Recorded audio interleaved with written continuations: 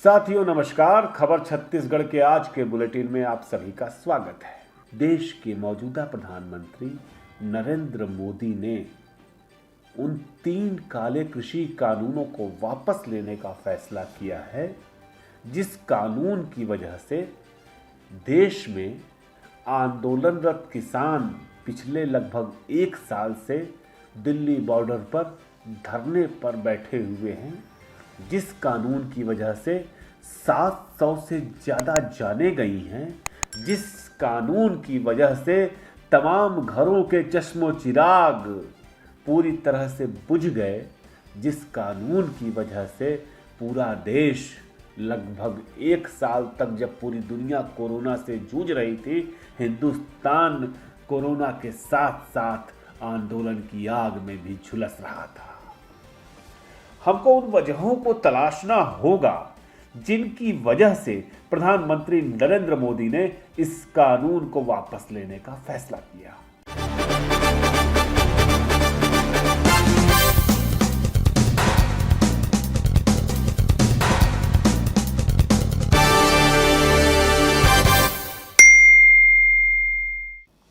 जो सबसे बड़ी वजह साफ दिखाई देती है वह यह है कि अगले साल 5 राज्यों में चुनाव होने हैं, जिनमें से पंजाब और उत्तर प्रदेश बेहद महत्वपूर्ण राज्य हैं। यह बार बार कहा जाता है कि जो सत्ता की चाबी है, दिल्ली की सत्ता की चाबी, वह उत्तर प्रदेश से होकर के ही जाती है। और यह हम सब ने देखा है, जाना है कि उत्तर प्रदेश के किसान, खासतौर से पश्चिमी उत्तर प्रदेश के किसान बेहद नाराज हैं भारतीय जनता पार्टी और प्रधानमंत्री मोदी से। हालात ये हैं कि भाजपा के नेताओं ने अपने नेतृत्व को साफ तौर पे कह दिया है कि कृषि कानूनों की वजह से हम जाने में, जो अपने चुनाव क्षेत्र में जाने में अपने आप को नाकाम पा रहे हैं। तमाम जगहों पर मुजफ्फरनगर, सहारनपुर, बड़ौत, बागपत जैसे इलाकों में, जिलों में भाजपा के नेताओं को गांवों से बाहर खदेड़ने की लगातार सूचनाएं मिल रही थी। आपको बताएं कि जो अभी प्रधानमंत्री मोदी ने कल ही एक 3 सदस्यीय कमेटी का ऐलान किया, जिसमें कि जेपी नड्डा, राजनाथ सिंह और अमित शाह, गृह मंत्री अमित शाह हैं, और अमित शाह जी को पश्चिमी उत्तर प्रदेश की जिम्मेदारी दी गई। ऐसे में जब कृषि कानून को लेकर के किसानों के बीच भारी विरोध था, अमित शाह को पश्चिमी उत्तर प्रदेश की कमान दिए जाने से साफ लग रहा था कि अमित शाह को के इस पूरे कैंपेन को आसान बनाने के लिए मोदी ऐसा कोई निर्णय लेंगे, जिससे कि उनको कैंपेन करने में आसानी हो, उम्मीदवारों को अपने चुनाव क्षेत्र में जाने में आसानी हो। और जबकि चुनाव से पहले यह बात लगभग सभी को ही कह रहा है, तमाम विश्लेषक कर रहे हैं कि पश्चिमी उत्तर प्रदेश, बुंदेलखंड में भारतीय जनता पार्टी के लिए भारी मुश्किल होने जा रही है। वैसे में प्रधानमंत्री ने इस तरह का निर्णय लिया, वह स्वाभाविक है। आपको बता दूं दोस्तों कि जो उत्तर प्रदेश का पूर्वांचल है, उस अब तक माना जाता था कि वहाँ पर कृषि कानून, ये 3 काले कृषि कानूनों को लेकर के किसी प्रकार की कोई आग नहीं पहुँची है। लेकिन जिस तरह से लखीमपुर खीरी में घटना घटी कि किसानों के ऊपर गाड़ी चढ़ा दी गई, उसके बाद जिस तरह की स्थितियाँ थी, तो यह साफ लगा कि नहीं, पश्चिमी उत्तर प्रदेश से होता हुआ यह आंदोलन अब पूरी तरह से पूर्वी उत्तर प्रदेश की ओर बढ़ रहा है। और पूर्वी उत्तर प्रदेश, जिसे भारतीय जनता पार्टी अपना गढ़ मानती है, उसके लिए अगर परिस्थितियां यूं ही बनी रहती तो भारी मुश्किलों का सामना करना पड़ता। और अब जहां तक पंजाब का सवाल है, आपको बता दें कि पंजाब में अकाली दल ने जब राज्यसभा में चर्चा चल रही थी, और उसी दौरान ही भारतीय जनता पार्टी से अपने संबंध विच्छेद कर लिए थे। अब लगता है कि पूर्व मुख्यमंत्री अमरिंदर सिंह की पार्टी संभवतः भाजपा के साथ जाएगी, लेकिन अकाली दल भाजपा के साथ जाएगा कि नहीं जाएगा, अभी तक इसको लेकर के कोई भी सूचना नहीं है। यह बात स्पष्ट है कि भले ही काले कृषि कानून वापस ले लिए गए हों, लेकिन पंजाब में अपनी पुरानी स्थिति पर बीजेपी पहुंचेगी। जो 7-8% उसे वोट मिला करते थे, उतने वोट भी मिल पाएंगे, यह कहना अभी बेहद मुश्किल होगा। आपको बताऊं कि आपको याद होगा, आप सबने देखा सुना भी होगा कि जम्मू कश्मीर के पूर्व राज्यपाल सत्यपाल मलिक ने साफ तौर पे कहा भी था कि अगर यह प्रधानमंत्री मोदी और भाजपा यह कानून वापस नहीं लेते हैं तो बीजेपी के लिए भारी मुश्किलों का सामना करना पड़ेगा। आप जबकि संसद का शीतकालीन सत्र जो है वह प्रारंभ होने वाला है, प्रधानमंत्री मोदी ने खुद भी कहा है कि हम संसद के शीतकालीन सत्र में इस कानून को हम वापस लेंगे। और जो किसान लगातार ये बात कह रहे हैं, टिकैत राकेश टिकैत जो इस आंदोलन की अगुवाई कर रहे हैं, उन्होंने जो बयान दिया है वह बहुत महत्वपूर्ण है। उन्होंने साफ तौर पर कहा है कि जब संसद से यह कानून पारित कर लिया जाए, संसद से यह कानून वापस ले लिया जाएगा और साथ ही जब हमें न्यूनतम समर्थन मूल्य पर कोई वैधानिक गारंटी मिल जाएगी, मतलब वह चाहते हैं कि एमएसपी पर भी वो एक लीगल उसको ऑथेंटिसिटी दी जाए, एक गारंटी दी जाए कि उस दाम पर ही जो का मूल्य चुकाया जाएगा किसानों को। तो देखना होगा कि प्रधानमंत्री मोदी और भारतीय जनता पार्टी संसद में इस चीज़ को लेकर के, फसलों के एमएसपी को लेकर के क्या कुछ कहते हैं।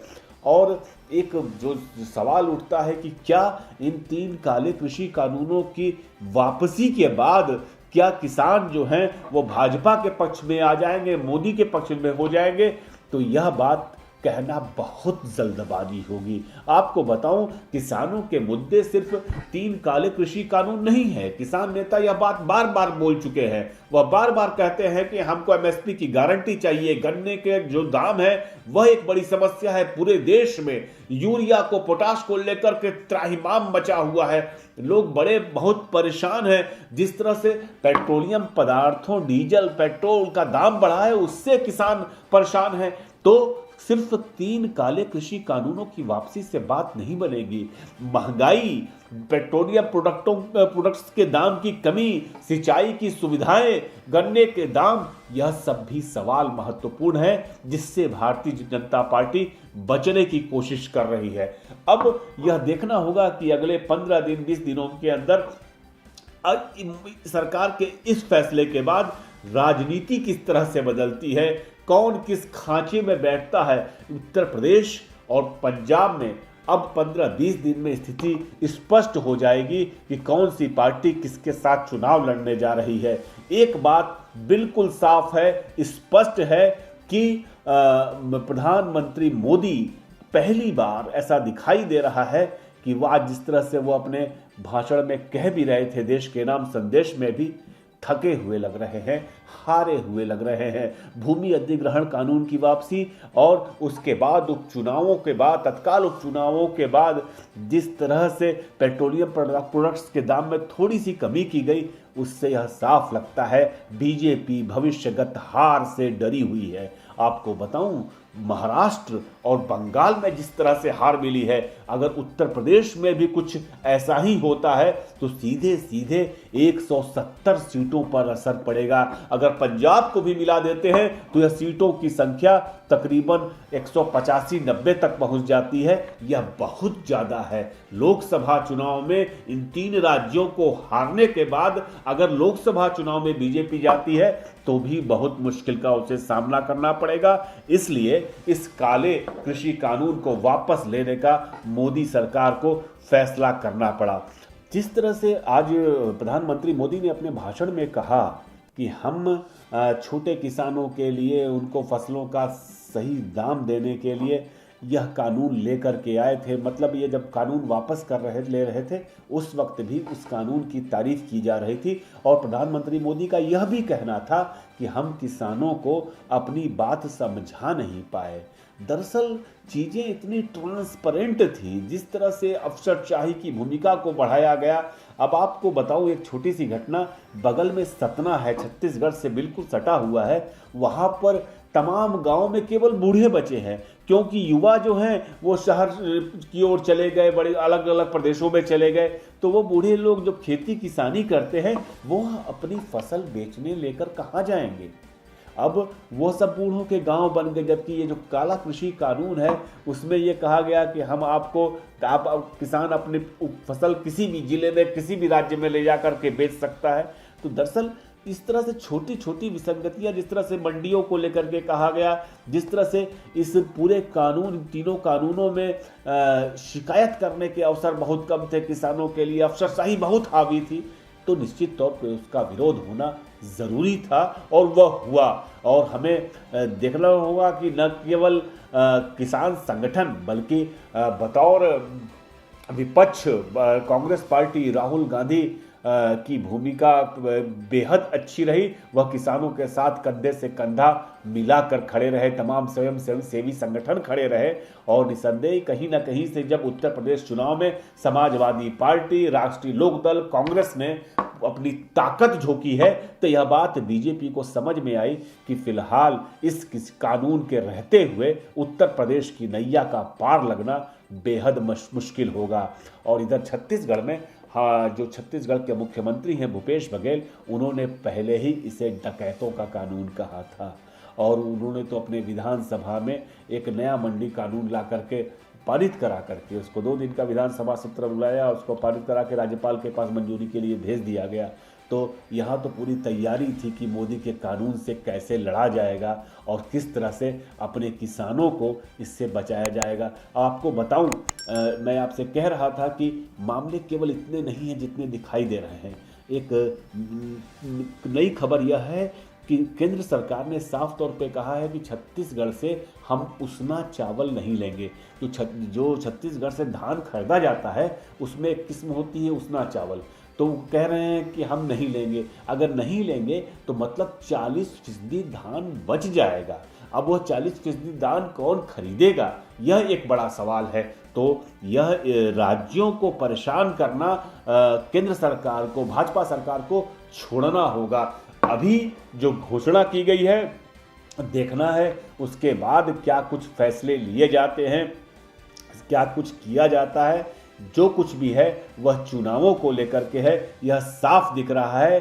किसानों को जीत की ढेर सारी बधाई, आप सभी साथियों को भी बधाई जिन्होंने किसानों के साथ कंधे से कंधा मिला करके उनकी बातों में अपनी आवाज़ भरी, उनका साथ दिया। आप सभी का बहुत धन्यवाद। नमस्कार।